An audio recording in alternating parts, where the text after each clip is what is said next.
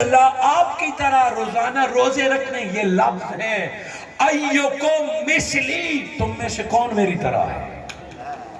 آیت میں ہے میں تمہاری طرح ہوں، عقیدہ کلیئر ہے۔ آیت میں ہے انا، میں تمہاری طرح ہوں۔ اور جب انہوں نے آقا کی طرح روزے رکھے کا ایوکم مثلی، تم میں سے کون میری طرح ہے؟ نبی چاہیں تو تم جیسے ہو سکتے ہو، تم چاہو بھی صحیح تو نبی جیسے نہیں ہو سکتے۔ فرمایا یا رسول اللہ کیا فرق ہے؟ کہ میں جو روز روزے رکھتا ہوں نا، میرا رب مجھے کھلاتا بھی ہے پلاتا بھی ہے۔ یوں تو ساری کائنات کا پالنہار وہی ہے، مگر خاص بتایا کہ تم روزے رکھو تو اپنی افطاری کا بندوبست خود رکھنا پڑتا ہے۔ رب کا محبوب روزہ رکھ لے تو روزہ ہوتے ہوئے بھی رب کھلاتا رہتا ہے پلاتا رہتا ہے۔ سبحان اللہ۔ یہاں دلائل اور آیت کی بات یہاں روک کے ظاہری جسد پہ آتے ہیں اور خطاب ختم کرتے ہیں۔ اب بات ہے کہ نفس بشریت میں کہ چلو نبوت کا مقام اپنی جگہ پہ، اگلی دلیل ہوتی ہے کہ نفس بشریت میں تو ایک جیسے ہے۔ یہ نفس بشریت کیا ہوتا ہے؟ شاہ صاحب شاہ ہیں، قاری صاحب قاری ہیں، قاری ہونا ان کی صفت ہے۔ علامہ صاحب کا اپنا مقام ہے، علم کی وجہ سے، قرات کی وجہ سے، سید ہونے کی وجہ سے، لیکن ہے تو انسان، ٹھنڈ ان کو بھی لگی، ٹھنڈ ان کو بھی لگی، بھوک ان کو بھی لگی۔ یہ نہیں ہے کہ کوئی ہیڈ ماسٹر ہو گیا تو اسے بھوک نہیں لگی، یہ نہیں ہے کہ کوئی سید ہے تو اب اسے نیند نہیں آئی، یہ نہیں ہے کہ کوئی قاری ہے تو اب اسے تنخواہ کی ضرورت نہیں ہے۔ وہ بشری تقاضے تقاضا، اس کو کہتے ہیں نفس بشریت۔ کوئی عالم و جاہل ہو، نفس بشریت ایک جیسا ہے۔ اگر کوئی کہے کہ نبی اور ہم نفس بشریت میں برابر ہیں تو ببانگ کے تو حل کہتے ہیں ہم اس کو بھی نہیں مانتے۔ میرے آقا بشر ہیں، باقی ساریوں کی بشریت مل جائے، ساتھ نوری بھی شامل ہو جائے تو مصطفیٰ کے قدم کے برابر بھی نہیں ہو سکتا۔ سبحان اللہ، مصطفیٰ کے قدم کے برابر بھی نہیں، یہ بشریت ہے۔ اب آئیے ایک دو مثالوں سے میں اپنی اس بات کی وضاحت کروں اور دلیل میرے آپ کے سامنے انسان کی کچھ مجبوریاں، جیسے مجھے پسینہ آ رہا ہے بولنے کی وجہ سے، یہ مجبوری ہے انسان کی، پسینہ اسے آئے گا، کوئی گندی بات بھی نہیں ہے، صحت کی نشانی ہے، پسینہ آئے گا، گرمی کی وجہ سے آئے گا، حرارت کی وجہ سے آئے گا، پسینے کے بعد لعاب بلغم تھوک، اور دوسرا بول و براز پیشاب۔ رگوں میں خون، بشر ہے تو رگوں میں خون ہوگا، بشر ہے تو پسینہ آئے گا کم یا زیادہ، بشر ہے تو منہ میں لعاب ہوگا، بشر ہے تو چھوٹا بڑا پیشاب ہوگا۔ پسینہ بذات خود نجس اور گندہ نہیں ہے، کچھ لوگوں کے پسینے سے بدبو آتی ہے، کچھ کی نہیں آتی، آئے نہ آئے ہم صاف کرتے ہیں، ٹیشو پھینک دیتے ہیں۔ جس رومال سے صاف کریں گے اس رومال سے بھی صاف کر کے اسے بھی کہیں گے دھو صاف کرو، وہ پسینہ ہٹاتے ہیں۔ جس کپڑے لباس پہ لگ جائے اسے دھوتے ہیں کہ باقی یہ میلا نہیں ہے، بس تھوڑا سا پسینہ لگا اسے صاف کرتے ہیں۔ اور اگر پسینے سے تھوڑی سی بدبو آئے اور تو اور خود تنگی محسوس کرتے ہیں، جتنا بھی کوئی پیارا ہو، ایک بھائی ہو اور بہن بھائیوں کے لیے کمانے گیا ہو، مزدوریاں کی ہو، بوریاں اٹھائی ہو، ہل چلایا ہو، گھر آئے تو اس سے بدبو آئے، کھانے کے لیے بیٹھے تو اپنے بہن بھائی کہتے ہیں بھائی کھانے دو پہلے کپڑے بدل دو۔ ابا آ جائے پسینے کے ساتھ تو گھر والے کہتے ہیں پہلے ادھر نہ بیٹھو بابا، پہلے کپڑے بدل لو، پسینے کی بو آ رہی ہے۔ وہ پیارے بھی آپ کا پسینہ برداشت نہیں کر سکتے، صاف ہو جائے تنگی محسوس کرتے ہیں، الجھن محسوس کرتے ہیں، بدبو، اور کچھ کا تو زیادہ ہوتا ہے، وہ چہرے سے ہو یا جرابوں سے ہو یا کپڑے سے ہو۔ حاضرین مکرم، پسینہ جس طرح کا بھی ہو، بدبو آئے یا نہ آئے، وہ ناپسندیدہ چیزوں میں ہوتا ہے۔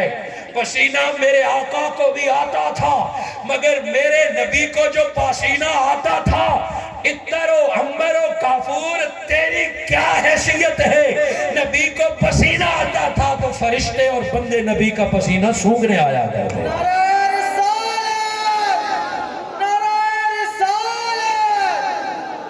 یوں میرے آقا کے بدن بدن سے خوشبو آتی تھی.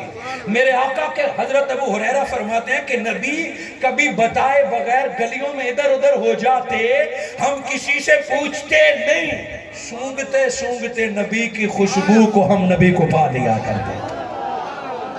حضرت ابو ہریرہ فرماتے ہیں, امام بخاری نے وہ باغ والی روایت لائی ہے کہ سونگھتے سونگھتے محبوب کو پا لیتے تھے.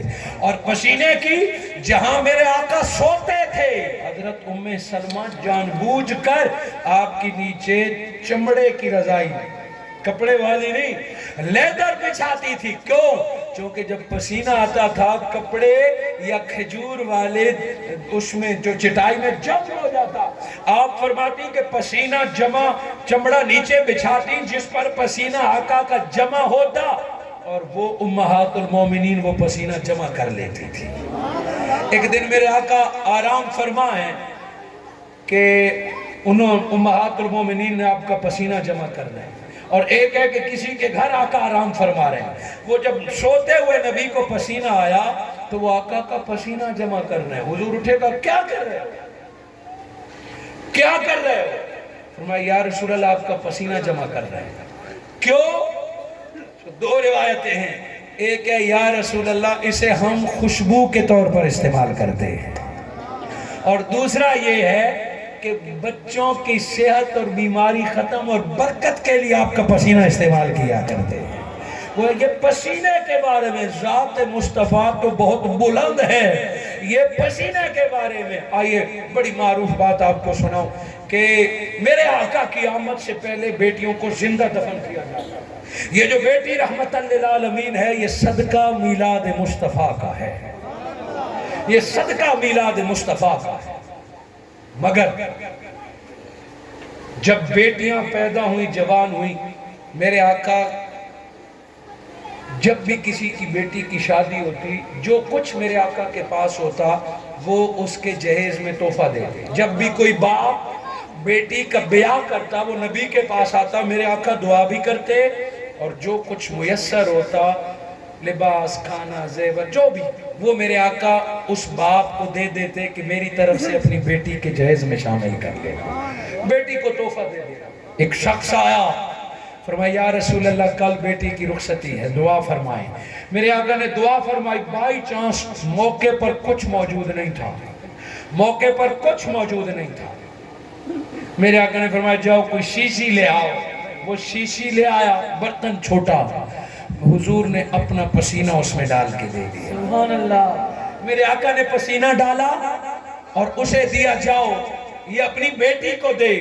سن رہے شکارپور کے غیور مسلمان, اگر وہ آقا کو اپنے جیسا سمجھتے تو کہتے یا رسول اللہ پسینہ تو ہمارے گھر میں بھی ہر بندے کو آتا ہے, یہ تو اپنے گھر میں بھی بڑا ہے.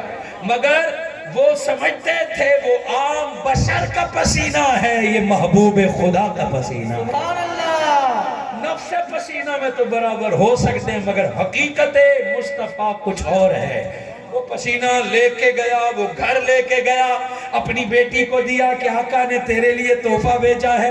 بیٹی نے نبی کا پسینہ جسم پر لگایا, لوگ اکٹھے ہونے لگے. گھر میں جو داخل ہوتا ہے نہ یہ پوچھتا ہے کھانے میں کیا ہے, نہ یہ پوچھتا ہے دلہن کو دیا کیا ہے, نہ یہ پوچھتا ہے کہ شادی بارات کہاں جانی ہے. گھر میں داخل ہونے والی ہر عورت کہتی ہے یہ اتنی قیمتی خوشبو کس نے لگائی ہے.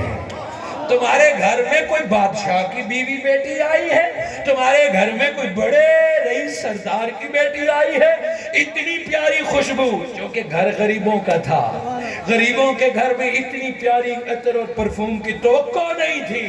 کہا کیا سونگھتے سونگھتے جب دلہن تک بات پہنچی تو دلہن کے بدن سے نبی کے دلہن کے بدن سے خوشبو آ رہی ہے, دلہن کے بدن سے خوشبو آ رہی ہے. پوچھا دلہن یہ خوشبو کس بازار سے منگوائی ہے, کس بادشاہ کے محل سے یہ خوشبو آئی ہے؟ دلہن رو پڑی, یہ خوشبو بازاروں میں نہیں ملتی, یہ خوشبو بادشاہوں کے مقدر میں نہیں ہے. جو خوشبو میں نے لگائی ہے یہ میرے بچپن کی سہیلی فاطمہ الزہرا کے بابا کا پسینہ لگایا ہوا.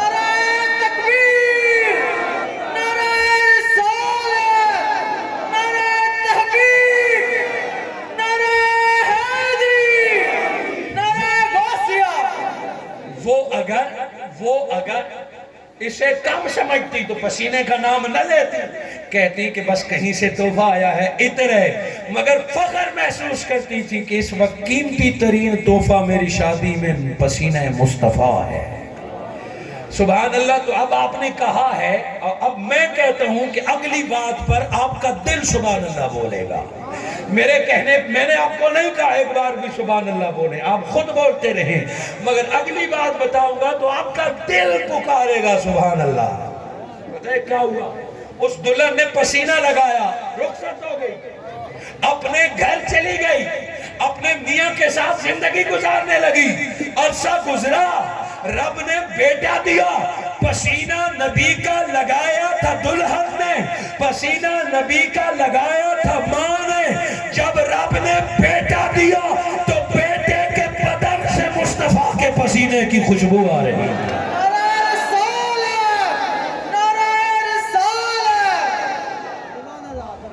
بے شمار باتیں ہیں پسینے کی، مگر آئیے پہلی بات آپ کو خون کی بتاؤں۔ آج کی میڈیکل سائنس میں اسی طرف آ رہی ہے، یہ حجامہ، یہ کٹ لگاتے ہیں اور زائد خون جسم سے نکالتے ہیں، یہ سنت ہے۔ آج کل یہ کپوں کی صورت میں آ گیا، وہ کاٹ کے نا اس سے خون نکالتے تھے، فسد اور حجامہ، جس کا ذکر کتب حدیث میں باب قائم ہے اس کے۔ نبی صلی اللہ علیہ وآلہ وسلم نے اپنا حجامہ فرمایا تاکہ علاج سنت بن جائے، اور ایک پیالے میں خون رکھا۔ حضرت عائشہ کے حجرے اور گھر میں آقا نے حجامہ کروایا اور پیالے میں خون رکھا، انسانی خون، نبی کا خون، اور خون رکھا۔ ام المومنین حضرت عائشہ کا بھانجا عبداللہ ابن زبیر آیا ہوا تھا۔ آپ نے فرمایا کسی ایسی جگہ پہ دبا آؤ، کسی ایسی جگہ پہ ڈال آؤ جہاں کسی کی نظر اور قدم نہ پڑے۔ وہ خون لے کے گیا، نبی کا خون۔ ادھر حکم مصطفیٰ تھا کہ کسی ایسی جگہ دباؤ جہاں لوگ نہ گزریں۔ ادھر محبت تھی، ایک طرف عقل تھی، ایک طرف محبت تھی کہ کیسے نبی کا خون گرا دوں، کیسے زمین پر پھینک دوں۔ سوچتے سوچتے کہاں رکھوں، خون کا پیالہ پکڑا اور پی لیا۔ عشق نے مجبور کیا، کیسے اس کو نیچے گراؤں، میرے آقا کا خون ہے، کیسے اس کو نیچے۔ بھلا آپ اپنے بھائی کا، بیٹے کا خون پی لیں گے؟ اس نے پی لیا، برتن صاف کیا، جب گھر میں داخل ہوا چپ کر کے کہ کسی کو نہیں بتاؤں گا۔ آقا نے پوچھا کہاں کا؟ یا رسول اللہ ایسی جگہ دبا دیا ہے نا، ایسی جگہ ڈال دیا کہ قیامت تک اسے کوئی نہیں دیکھ سکتا۔ نبی سے کیا چھپ سکتا ہے؟ چہرے اللہ کا شربتا، لگتا ہے تو نے پی لیا ہے۔ ایک تھا کہ نہ مانتے، نبی کے سامنے جھوٹ بولتے جرم تھا۔ دوسرا تھا کہ بتا دیں، ڈانٹیں گے نہیں، سر جھکا کہ یا رسول اللہ پی لیا ہے۔ ایک ہے کہ آقا اسے منع کرتے کہ خون حرام ہوتا ہے کیوں پیا ہے، نجس ہوتا ہے کیوں پیا ہے۔ دوسرا میرے آقا مسکرائے کہ تو نے اپنے اوپر دوزخ کی آگ حرام کر لی ہے، تجھے کبھی بیماری نہیں لگی، یہ خون کی بات تھی۔ اور خون بھی چلو کوئی نہ کوئی حد تک پیارا ہوتا ہے۔ میرے آقا صلی اللہ علیہ وآلہ وسلم کی طبیعت اچھی نہیں تھی، بطور بشر حضور کو تکلیف بھی ہوتی تھی، بیماری بھی آتی تھی۔ حضور صلی اللہ علیہ وآلہ وسلم رات کو سوئے تو طبیعت خرابی کی وجہ سے لکڑی کے ایک پیالے میں قارورہ فرمایا، چھوٹا پیشاب لکڑی کے پیالے میں فرمایا۔ صبح حضرت عائشہ کی خادمہ آئی، اسے کہا کہ یہ باہر کہیں جا کے گراؤ۔ ایک روایت میں حکم دیا، ایک دوسری روایت میں ہے کہ وہ جب خادمہ گھر کی صفائی کر رہی تھی تو پیالے کو دیکھا اور پی گئی، پیالے کو دیکھا پی گئی۔ جتنا بھی بندہ انپڑھ ہو، جتنا بھی بندہ سینس لیس ہو، پیشاب کی ایک اپنی بو ہوتی ہے، ایک اپنا رنگ ہوتا ہے، پتہ چلے گا کہ کیا، مگر اس نے پی لیا۔ مطلب نہ بدبو تھی نہ ٹیسٹ اس کا غلط تھا، کچھ پی لیا۔ جب حضرت عائشہ آئی کہا یا برتن میں پڑا تھا وہ کدھر ہے؟ فرمایا وہ تو میں نے پی لیا۔ وہ آپ کو اتنی اچھی خوشبو آ رہی تھی یا کوئی اتنا اچھا رنگ تھا کہ اس نوکرانی نے وہ حضور صلی اللہ علیہ وآلہ وسلم کا قارورہ چھوٹا پیشاب پی لیا۔ حضرت عائشہ حیران ہو گئی، تو نے پی لیا؟ آقا نے سنا کہ پی لیا، تو نے کہا پی لیا، کہا جب عمر بھر بیماری تیرے قریب نہیں آئے گی۔ اور دوسرے لفظ ہیں کہ تجھے تکلیف نہیں ہوگی، کسی میں ہے تجھے آگ نہیں چھوئی ہوگی، اور کسی نے کہا وہ جہاں سے گزرتی تھی ان کے بدن سے خوشبو آیا کرتی تھی۔ اور اس سے زیادہ مثالیں میں آپ کو کیا دوں، بے شمار مثالیں ہیں۔ یہ دو چیزیں جسے فلات کہتے ہیں، اب بھی بشر کہے کہ ہم اور نبی ایک جیسے ہیں، تیری ساری بشریت ساری مل جائے، میرے آقا کے پسینے کا مقابلہ نہیں ہو سکتا ہے۔ بطور نبی وہ افضل، بطور رسول وہ افضل، بطور بشر وہ افضل۔ اور تو کیا پدی کا شوربہ، ایک بندہ محنت کر کر کے علی بنے گا نا، علی سے بڑھ کر بشر اور کیا بن سکتا ہے؟ علی ولی بنے گا، مولا کائنات بنے گا، ایک بشر علی بن سکتا ہے نا، اس سے زیادہ تو ممکن نہیں ہے۔ علی مولا علی ہے، مگر کزن بھی ہے، دادا بھی ہے، ایک باپ بھی ہے، ایک خاندان بھی ہے، ایک خوراک بھی اکٹھی، مولا بھی ہیں، ولیوں کے سردار بھی ہیں، جنت کی سردار آپ کی بیگم، نوجوانوں کے سردار آپ کے بیٹے، علی مولا ہے۔ علی علی بن جائے، مگر علی نے جب بھی کہا فرمایا آقا آپ آقا ہیں، ہم آپ کے غلام ہیں۔ سیدنا ابو بکر صدیق کو دنیا کہتی ہے بعد از انبیاء بزرگ توئی۔ سیدنا ابو بکر صدیق کو صدیق ماننے والے اگر نبی کو عام بشر مانے تو پوچھ کہ کیا تو سیدنا ابو بکر صدیق سے بڑا سردار بھی تھے، حضور کے ہم عمر بھی تھے، یار غار بھی تھے، میرے آقا کے بچپن کے دوست بھی تھے، قرآن میں بھی ذکر، پہلے مسلمان بھی، ساری صفات تھیں۔ جب سیدنا ابو بکر صدیق سے پوچھتا کہ آپ کا کیا عقیدہ ہے تو وہ کہتے فدا کا ابی و امی، میں میرے ماما بابا بھی مصطفیٰ پر قربان ہو جائے۔ آج حضرت عمر فاروق سے محبت کرنے والے بڑے نعرہ لگاتے ہیں، کوئی بنے گا تو فاروق بنے گا نا، کہ جس کی حکومت میں بکری کا بچہ بھی بھوکا نہیں مرتا، اور حضرت عمر فاروق بنے گا نا جس کے بارے میں آقا نے فرمایا میرے بعد اگر کوئی نبی ہوتا تو عمر فاروق ہوتا۔ حضرت سیدنا عمر فاروق کے مقام سے انکار نہیں، اے نبی کو اپنے جیسے بشر سننے والا اور اے فاروق فاروق کے نعرے لگانے والا، کبھی سیدنا عمر فاروق سے ان کا عقیدہ تو بشریت مصطفیٰ کا پوچھ آپ کیا کہتے ہیں؟ سیدنا عمر فاروق کہتے ہیں آقا تو آقا، آقا کا حسین بھی مجھے نوکر مان لے تو میں کامیاب ہو گیا۔ نعرہ تکبیر، نعرہ رسالت، نعرہ تحقیق۔ قُلْ إِنَّمَا أَنَا بَشَرٌ مِثْلُكُمْ، میرے آقا نے فرمایا میں تمہاری طرح بشر ہوں، یہ ہم جیسے گندوں پر کرم تھا، فضل تھا، مگر آج کا کوئی بندہ نبی کو اپنے جیسے برابر سمجھے، تیری میری کامیابی و کامرانی حضور کی غلامی میں ہے، تیری میری کامیابی آقا کو اپنا سب کچھ ماننے پہ ہے۔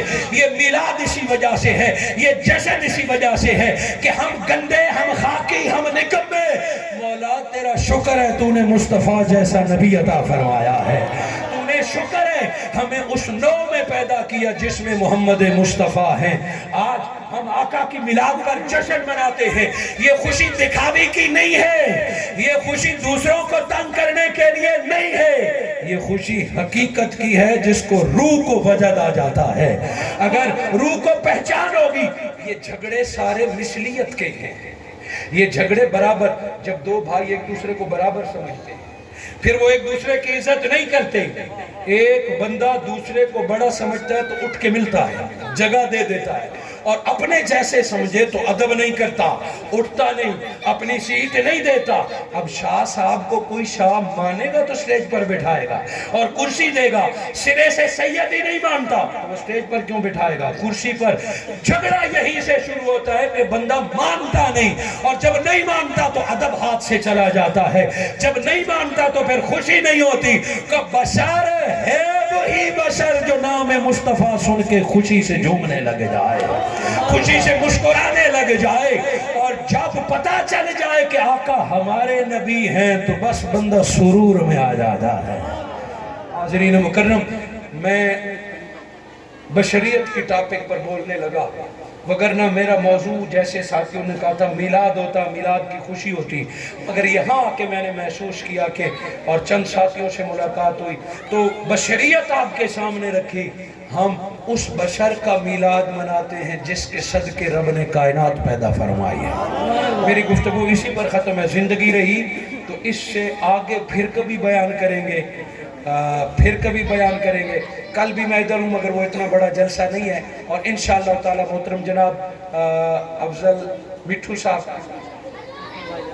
मिट्ठू भाई जान आपके नाम से मारूफ है, इंशाअल्लाह ताला बहुत जल्द इन्होंने प्रोग्राम का इंतज़ाम किया। आज भी वो तशरीफ़ फरमा है, बावजूद सफ़र और अदालत के आज वो तशरीफ़ फरमा है। जल्द दिसंबर या कुछ ठंड कम हो जाए जनवरी में, और इसी जगह से हम फिर आका की शान का बयान करेंगे। आज भाई सुहेल को इस कदर खूबसूरत महफिल सजाने पर, और आपकी पूरी टीम को, आपके साथी जो आपके साथ दाएं बाएं बैठे हैं, और उलमा, आप जिस बात पे ख़त्म करते हैं कि नूरानियत और बशरियत मसला झगड़े का नहीं है, ये कुछ लोग तेरी और मेरी लाइल्मी से फ़ायदा उठाते हैं। और आज का सोशल मीडिया, एक नौजवान जो BS और MS कर गया है मगर एक पोस्ट उसके अकीदे को बदल देता है, एक ट्वीट उसके अकीदे को बदल देता है। अगर आ गया कि नबी हम जैसे बशर हैं तो फिर नात पढ़ने की क्या ज़रूरत है, दुरूद पढ़ने की क्या ज़रूरत है, क्योंकि उसे पहले पता नहीं होता और सोशल मीडिया उसे बहका के ले जाता है।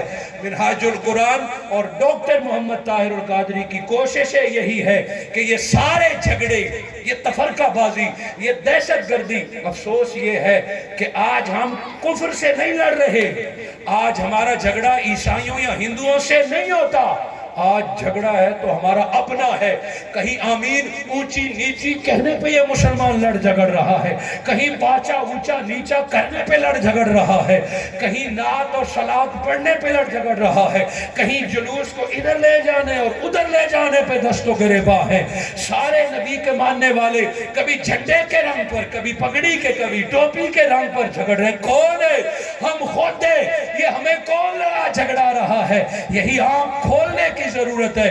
कभी आका के नूर बशर पे झगड़े, कभी गैब और मौजूद पे झगड़े, माजरत के साथ कि दावा इसका है मगर वजह बहस हमने ज़ात मोहम्मद को बना दिया है। हम आज कुफ्र और इस्लाम पे नहीं, नबी की ज़ात को हमने झगड़ा बनाया हुआ है। कयामत के दिन अगर आका ने पूछ लिया कि मैं मुस्तफ़ा तो झगड़े मिटाने के लिए आया था, मैं तो कत्ल गारत खत्म करने के लिए आया था, मैं तो कुफ्र मिटाने के लिए आया था, और तुम मेरे नाम पर एक दूसरे को काफिर कहते थे, मेरे नाम पर एक दूसरे को मुशरिक, कोई नाम मुस्तफ़ा पे किसी को बेअदब और गुस्ताख और मुशरिक कह रहा है, कोई नाम मोहम्मद पे दीगर को बिदअती कह रहा है। हमने ज़ात मुस्तफ़ा पे झगड़े पैदा कर दिए, इससे बड़ा कोई जुर्म नहीं। इससे पहले कि क़यामत के दिन इस जुर्म का जवाब दे, आइए मिनहाजुल कुरान ये चाहता है कि नेक्स्ट जनरेशन को झगड़ों से पाक इसके मुस्तफ़ा का तोहफा पेश कर दें, गलतियों से पाक अकीदा पेश कर दें। और हुजूर शेखुल इस्लाम डॉक्टर मोहम्मद ताहिर कादरी मद्दज़िल औलाली फरमाते हैं, मस्जिद तेरी सलामत रहे, तेरे नमाज पढ़ने के अंदाज सलामत रहे, तेरा पीर, तेरा शेख, तेरा अमीर, तेरी जमात सलामत रहे, सब कुछ अपना सलामत रख, मगर जहां नाम मोहम्मद आए सब कुछ छोड़कर नाम मोहम्मद पे इकट्ठा हो जाइए। इसके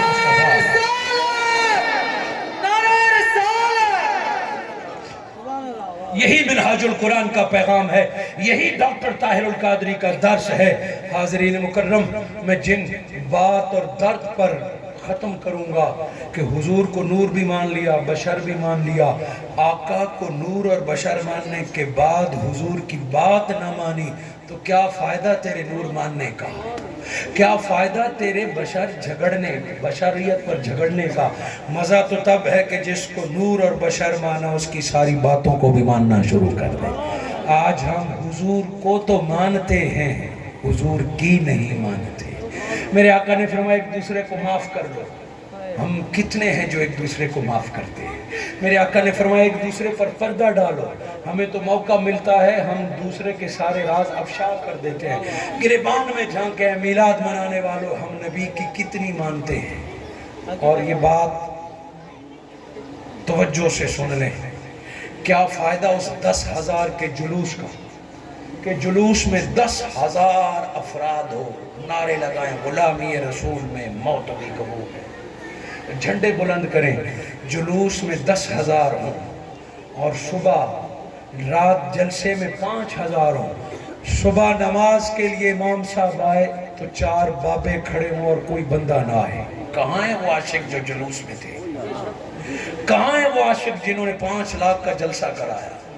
کہاں ہے وہ اللہ کے بندے جنہوں نے 20 دیگیں بنائی تھی؟ جلسے میں، جلوس میں تو 10,000 بندے ہوں اور مسجد جمعہ والے دن بھی 500 بندے نہ دیکھیں۔ امام بیچارہ انتظار میں ہو کوئی اقامت والا آ جائے، کوئی نماز والے آ جائیں۔ کیسا عشق ہے یہ، کیسے غلامی ہے یہ، کیسا جشن ہے؟ جشن تو ربیع الاول میں وہ منائے جو سال بھر نمازیں پڑھا کرتا ہے۔ آقا کا جلسہ جلوس تو وہ منائے جو سال بھر درود پاک پڑھتا رہتا ہے، سال بھر قرآن پڑھتا ہے۔ انسان ہیں، خطا کار ہیں، کمی کجی اور گناہ بندے سے ہو جاتے ہیں، مگر کیا دین سے تعلق صرف نعروں تک ہے؟ دین سے تعلق صرف جلسوں تک ہے؟ حضور سے عشق صرف میلاد کا نام ہے؟ میلاد پورے گاؤں کو تو سجا دیا چراغاں سے، بتیوں سے، اور امام بیچارہ اور کمیٹی کا صدر اعلان کر رہا ہے کہ 2000 بل آیا ہے، اللہ کے نام پہ چندہ تو دے دو۔ اللہ کے گھر کے 2000 چندے کے لیے 50 اعلان ہوتے ہیں، تو کیا فائدہ تیرے گھر کے چراغاں پورا مہینہ لگانے کا؟ کیا فائدہ تیرے لنگر کی 10 دیگیں تقسیم کرنے کا؟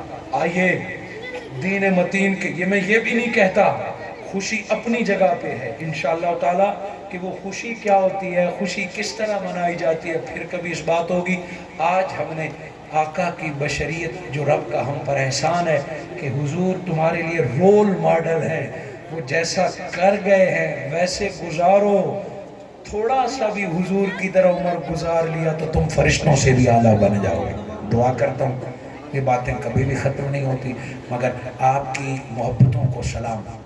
شکارپور ایک بڑے عرصے کے بعد آنا ہوا، مگر آپ کی محبتیں سلامت ہیں۔ اللہ رب العزت آپ کی اس محبت کو سلامت رکھے، اپنے عقیدے کو سنوارے، اور یہ جو نورانیت اور بشریت کا عقیدہ سمجھایا ہے، مشن کے طور پہ لے کے محلے کے ہر فرد تک پہنچائیں، اپنے بچوں تک پہنچائیں، اپنے خواتین تک پہنچائیں، اور امن کا درس دیں کہ آؤ، دور نہیں رہا نفرتوں کا، نفرتیں بھلا کے نام محمد پہ ایک ہو جائیں، اس سے بڑا کوئی میلاد نہیں ہے۔ جزاکم اللہ خیر۔